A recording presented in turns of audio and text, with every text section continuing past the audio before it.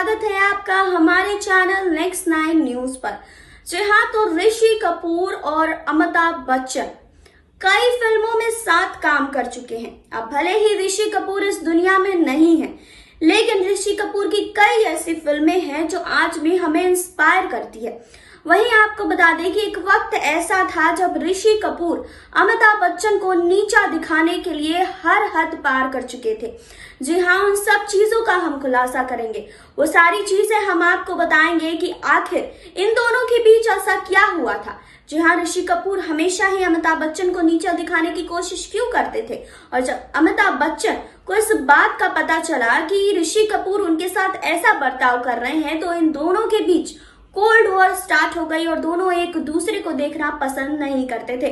जी हाँ, काफी सालों तक दोनों ने एक दूसरे के साथ फिल्म भी नहीं की थी। उसके बाद जब 27 साल बाद दोनों ने एक फिल्म में वापसी की थी, 102 नॉट आउट। जी हाँ, आपको बता दें कि इस फिल्म में दोनों साथ नजर आए थे 27 साल बाद, लेकिन उसी फिल्म के 27 साल पहले से इन दोनों के बीच में कोल्ड वॉर चल रहा था, जिसके बारे में आज हम आपको बताएंगे, लेकिन यहाँ नहीं, आगे इस रिपोर्ट में। जी हाँ, मुंबई की माया नगरी जहाँ बॉलीवुड बसता है, इस माया नगरी में हिंदी सिनेमा जगत के कई अनसुने राज दफन हैं। अक्सर इन राजों से जब जब पर्दा उठा है, तब तब बहुत हलचल हुई है। जी हाँ, आज हम आपको बॉलीवुड के दिग्गज अभिनेता ऋषि कपूर और अमिताभ बच्चन के बीच हुई कोल्ड वॉर के बारे में बताने वाले हैं। जी हाँ, अभिनेता ऋषि कपूर अपनी शानदार एक्टिंग के साथ साथ अपने बेबाक अंदाज के लिए भी जाने जाते हैं। अभिनेता ने अपनी बायोग्राफी लिखी थी, जिसका नाम उन्होंने खुल्लम खुल्ला रखा था। इस किताब में कई हैरान कर देने वाले किस्से ऋषि कपूर ने लिखे हैं। किताब ने ऋषि कपूर ने बताया है कि फिल्म जंजीर के लिए अमिताभ बच्चन को बेस्ट एक्टर के तौर पर चुना गया था। वहीं साल 1974 में फिल्म अवार्ड को आयोजित किया गया। जी हाँ, अवार्ड से जुड़े एक शख्स ने ऋषि कपूर के मैनेजर को कहा था कि वो 30,000 में ट्रॉफी को खरीद ले। फिल्म बॉबी के लिए ऋषि कपूर को दिया जा सकता है। ऋषि कपूर के मैनेजर ने उन्हें 30,000 रुपए में ट्रॉफी को खरीदने के लिए कहा भी था। उनका कहना था कि इस अवार्ड के बाद उनका करियर और भी बेहतरीन हो सकता है। ऋषि कपूर ने किताब में ये भी लिखा है कि जब इस बात की खबर अमिताभ बच्चन को लगी तो दोनों के बीच कोल्ड वॉर शुरू हो गई और काफी समय तक दोनों के बीच बातचीत भी बंद रही। वहीं आपको बता दें कि इस किताब में ऋषि कपूर ने लिखा है कि बॉबी की रिलीज के बाद एक शख्स मेरे पास आया और मुझसे बोला कि अगर तुम इतने पैसे दे दो तो मैं तुम्हें अवार्ड दिला दूंगा। हालांकि ये धोखा भी हो सकता है, लेकिन मैं इसके लिए तैयार हो गया। 70 और 80 के दौर में बॉलीवुड के रोमांटिक चॉकलेटी किरदारों से पहचान बनाने वाले इस अभिनेता ने कहा कि उन्हें पक्के तौर पर ये नहीं पता कि यह अवार्ड उन्हें पैसे देने से ही मिला है। शायद अगर वो पैसे नहीं देते तब भी ये अवार्ड उन्हें ही मिलता। उन्होंने कहा, मैंने पैसे दिए थे और मुझे अवार्ड मिला, इसीलिए मैं यही सोचता हूँ कि मुझे अवार्ड मिला क्योंकि मैंने पैसे दिए थे।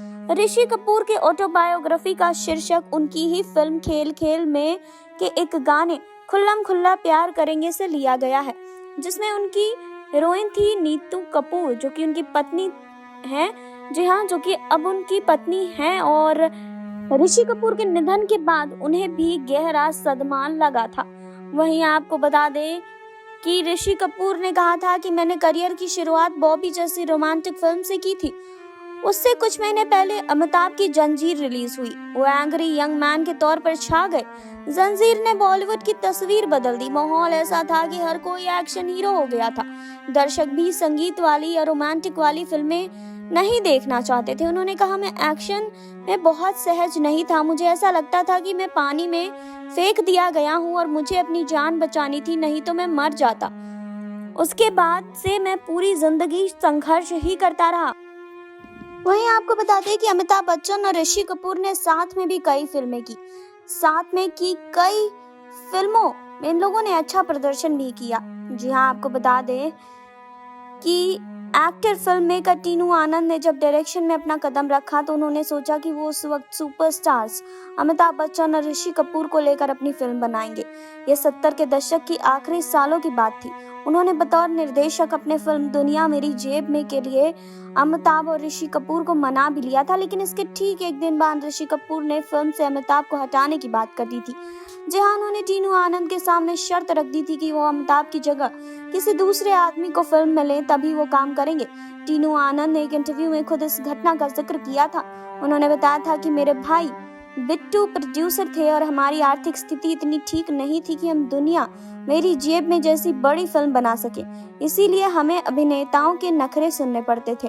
जब मैंने ऋषि कपूर को बताया कि मैं अमिताभ बच्चन को फिल्म की कहानी सुनाने जा रहा हूँ तो वो बहुत खुश हुए, लेकिन उसी रात ऋषि कपूर के साथ ऐसा हुआ कि अमिताभ बच्चन के साथ काम करने का उनका मन ही बदल गया था। टीनू आनंद ने बताया था कि उसी रात वो फिल्म जिंदा दिली की पार्टी में गए और जहां उनके कैमरामैन सुदर्शन नाग से उसने पूछा कि वो इतने खुश क्यों हैं। ऋषि कपूर ने उन्हें बताया कि अगले दिन वो और अमिताभ टीनू आनंद की फिल्म साइन करने वाले हैं।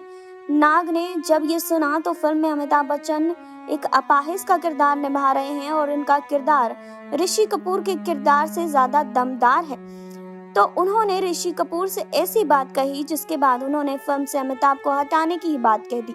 वकाल टीनू आनंद नाग ने उनसे कहा कि अमिताभ अगर फिल्म में काम कर रहे हैं तो ये फिल्म करना बेवकूफी होगी। अगले दिन मेरे भाई को ऋषि कपूर का फोन आया। दोनों बेहद करीब थे और ऋषि कपूर ने उनकी 2 फिल्में बिना एक पैसे लिए की थी। ऋषि कपूर ने बिट्टू को बताया कि वो एक ही शर्त पर फिल्म करेंगे। वो चाहते थे कि हम किसी और को कास्ट कर लें क्योंकि उन्हें लगता था कि अमिताभ बच्चन का रोल उनके रोल से बेहतर है और वो एक अपाहिज का किरदार निभा रहे हैं तो उन्हें लोग की ज्यादा सहानुभूति मिलेगी। टीनू आनंद ने इसके बाद अमिताभ बच्चन को अपनी फिल्म से हटा दिया और ऋषि कपूर के चाचा शशि कपूर को लेकर फिल्म बनाई गई। जी हाँ, अमिताभ बच्चन और ऋषि कपूर में साथ में कई फिल्में की। जी हाँ, इसके बाद भी आपको बता दें कि इन दोनों में बहुत बातों पर कोल्ड वॉर चला। जी हाँ, उन्होंने अपने खुल्लम खुल्ला किताब में ये भी बताया है कि वो अमिताभ बच्चन के साथ फिल्म कभी कभी में काम नहीं करना चाहते थे। दोनों के बीच मनमुटाव बहुत ज्यादा था। एक वक्त ऐसा भी आया जब दोनों ने साथ काम करना छोड़ दिया था।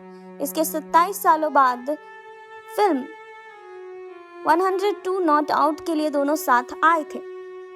तो आपने देखी अभी ये रिपोर्ट, आपने जाना ऋषि कपूर और अमिताभ बच्चन के कोल्ड वॉर के बारे में।